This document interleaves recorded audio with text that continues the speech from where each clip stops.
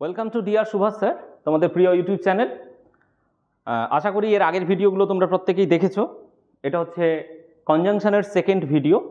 আমরা যেটাতে ফোকাস করছি সেটা হচ্ছে পিএসসি ক্লার্কশিপ এবং স্টাফ সিলেকশন কমিশনের সমস্ত রকম পরীক্ষা like CHSL, MTS, SSC GD, CGL, এছাড়াও ব্যাংকিং রয়েছে, অর্থাৎ যত কম্পিটিটিভ ফিল্ড রয়েছে তার সমস্ত রকম পরীক্ষার যে ইংরেজি পোর্শনটা এমসিকিউ আমরা এই চ্যানেলের মাধ্যমে তোমাদেরকে ফোকাস করছি। এছাড়া যারা হাই স্কুলে পড়াশোনা করো হাই স্কুল ইংলিশের জন্য, তারাও কিন্তু অবশ্যই এই চ্যানেলটা থেকে উপকৃত হবে। চলো শুরু করা যাক আমাদের কনজাংশনের সেকেন্ড সিরিজ বা সেকেন্ড এপিসোড। কোয়েশ্চেন নাম্বার আমরা 16 পর্যন্ত আগেরটাই করিয়েছিলাম। যারা দেখোনি তারা আই বাটনে ভিডিও দেওয়া আছে, তারা অবশ্যই ভিডিওটাকে দেখে নাও। Okay, carry on. 17 question number 17 বলছে as you sow dash shall you reap. কথাটার অর্থ কি? What does it mean? কথাটার অর্থ কি? আমরা সে কথায় কথায় বলি না কি, আচ্ছা তোমরাই বলো। আমি যদি তোমাদেরকে বলি সেটা হচ্ছে জোর যার মুলুক তার, বলো। এটা তোমাদের জন্য প্রশ্ন থাকলো, জোর যার মুলুক তার, এটা হচ্ছে একটা প্রভাব, কিন্তু এর ইংরেজি কি হবে? তোমরা অবশ্যই কমেন্ট বক্সে কমেন্ট করবে, আমি কিন্তু প্রত্যেকটা কমেন্ট চেক করব।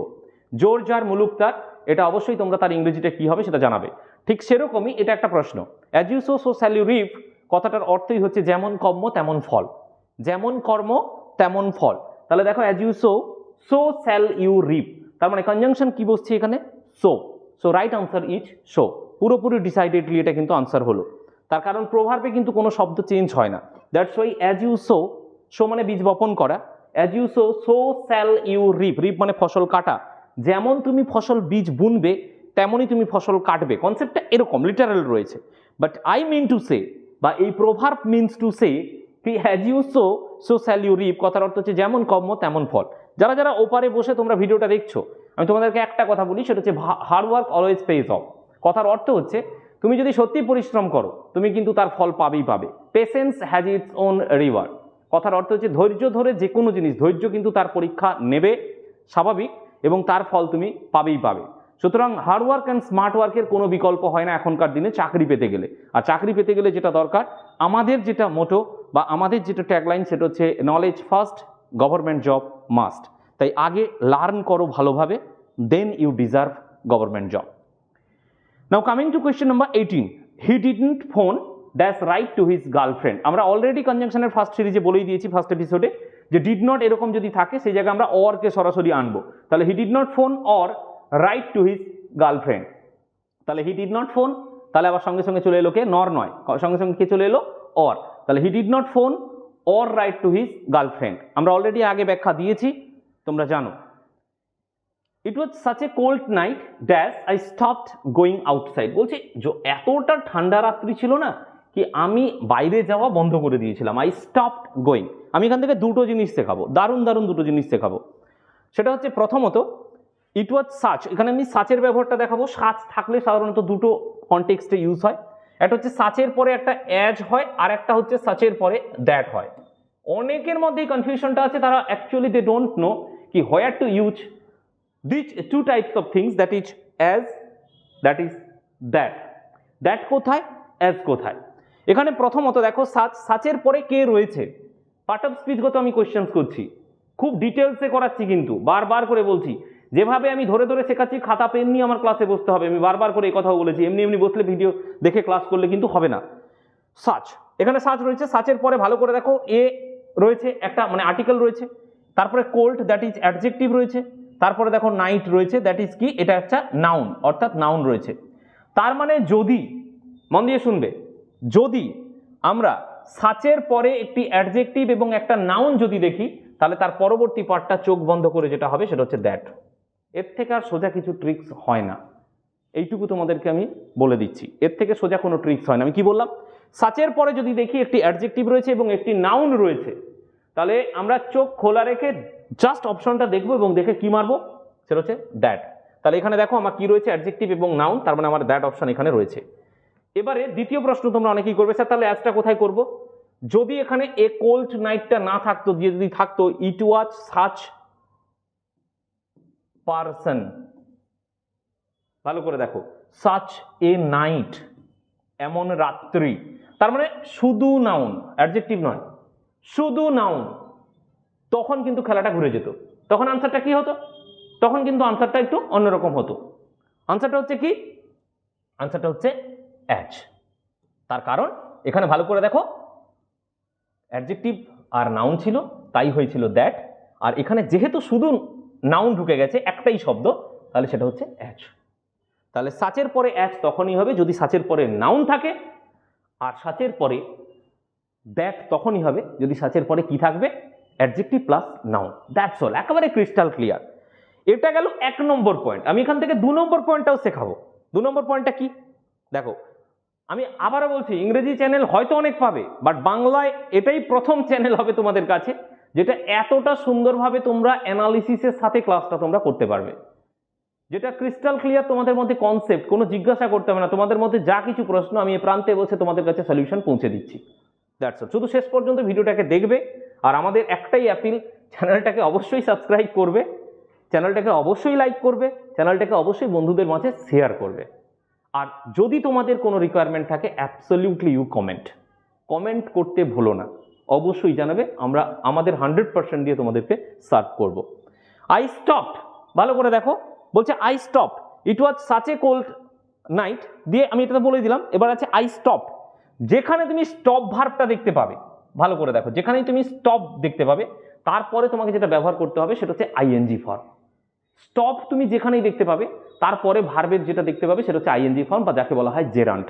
এটা কিন্তু খুব ইম্পর্টেন্ট। দেখো এই কারণেই কিন্তু গোয়িং লেখা আছে, যে আই স্টপড গোয়িং আউটসাইড। এটা কিন্তু কখনো হবে না I stopped to go outside. ওই জন্য পরীক্ষার হলে দেখবে তোমরা যখন শেষ মুহূর্তে খাতায় লিখতে থাকো বা ওএমআর শিট ফিল আপ করতে থাকো, যখন টাইম শেষ হয়ে যায়, যিনি পরীক্ষার হলে থাকেন তিনি কিন্তু শেষে বলেন stop writing. Stop to write কিন্তু কখনো বলেন না, তিনি কি বলেন, স্টপ রাইটিং।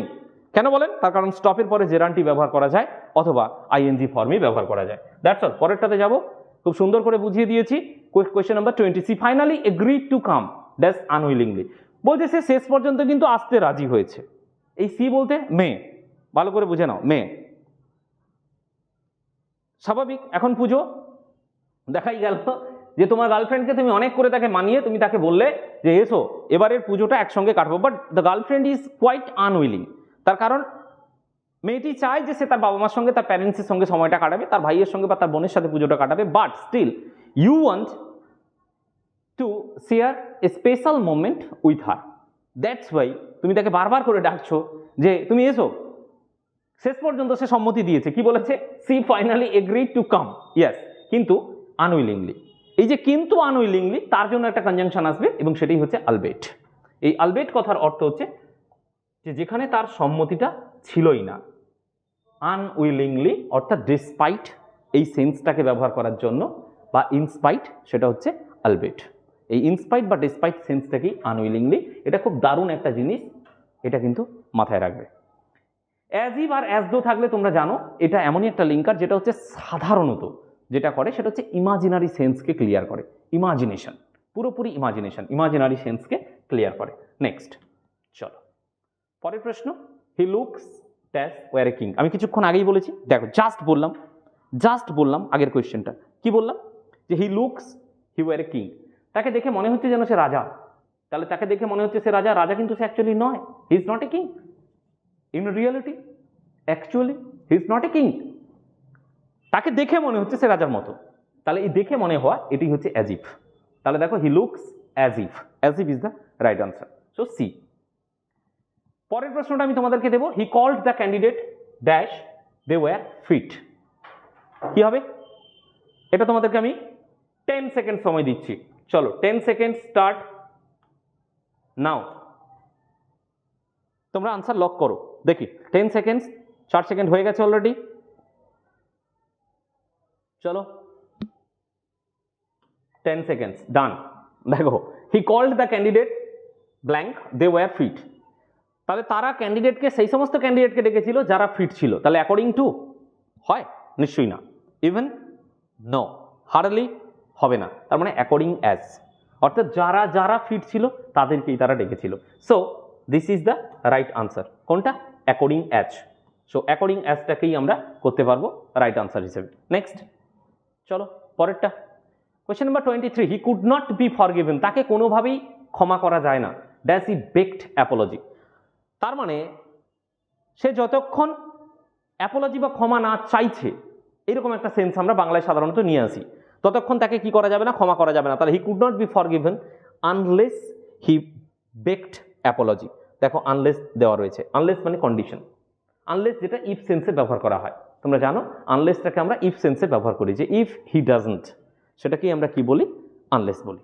আর আনলেসের সাথে সাধারণত নেগেটিভ যায় না, তাই 23-এর দাগের আনসার কিন্তু D is the right answer, lock করো। নেক্সট 24-এর দাগে, the doctor came dash the patient had died. এটা একেবারে প্রথাগত প্রশ্ন দিয়েছি তোমাদেরকে, যাতে তোমরা একটু ইন্টারেস্ট পাও যে হ্যাঁ এটা একটা প্রশ্ন, দারুণ, আমরা একেবারে সেই ছোটোবেলা থেকে পড়ে আসছি। কিন্তু প্রশ্নটা একটু ঘোরানো আছে।